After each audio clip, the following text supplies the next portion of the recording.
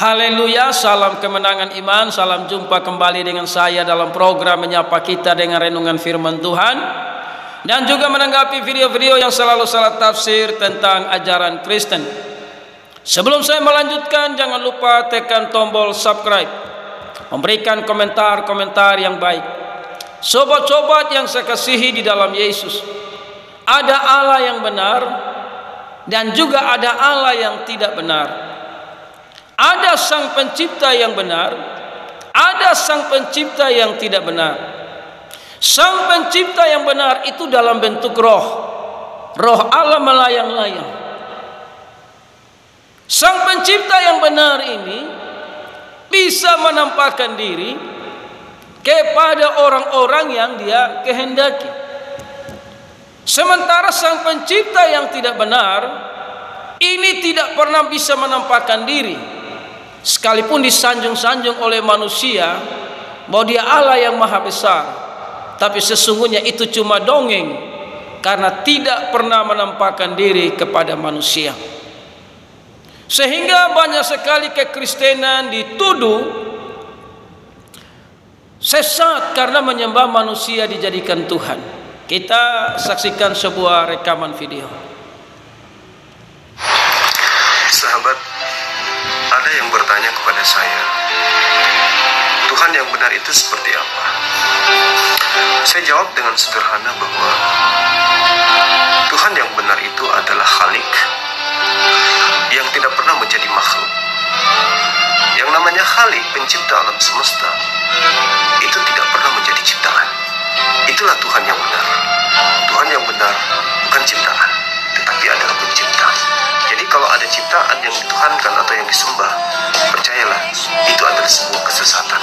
Karena Tuhan yang benar bukanlah ciptaan. Demikianlah sebuah rekaman video yang sudah saya bagikan untuk kita renungkan bersama saudara. Bagaimana seorang apologet Muslim tadi berkata bahwa Sang Pencipta yang benar itu tidak pernah jadi makhluk. Betul, Sang Pencipta yang benar itu adalah roh. Namun Sang Pencipta yang benar itu bisa menampakkan diri kepada manusia dalam bentuk malaikat Tuhan atau Tuhan dalam rupa manusia juga, sehingga manusia bisa melihat Sang Pencipta yang datang dalam bentuk Tuhan atau malaikat Tuhan. Kita lihat Kejadian 18 ayat 1. Kemudian Tuhan menampakkan diri kepada Abraham. Tuhan menampakkan diri kepada Abraham berarti bisa dilihat. Tapi kalau Dia datang dalam bentuk roh, tidak ada satupun manusia yang bisa melihatnya. Ini menunjukkan Allah yang benar adalah Allah yang bisa menampakkan diri. Kejadian 26 ayat 24. Lalu pada malam itu Tuhan menampakkan diri kepadanya serta berfirman, Akulah Allah ayahmu Abraham, janganlah takut, sebab Aku menyertai engkau. Aku akan memberkati engkau dan membuat banyak keturunanmu karena Abraham hambaku itu. Jadi masih banyak ayat-ayat yang menunjukkan bahwa Sang Pencipta itu menampakkan diri dan bisa dilihat, saudara. Tapi Sang Pencipta dalam bentuk roh itu tidak bisa dilihat karena Dia bersemayam di dalam terang yang ajaib. Nah, tapi ketika terang itu datang ke dalam dunia, Yesus berkata, Akulah terang dunia. Maka manusia bisa melihat Allah di dalam Yesus. Yesus itu adalah inkarnasi dari firman, yang adalah manusia yang kudus dan benar, sehingga Dia layak jadi penebus.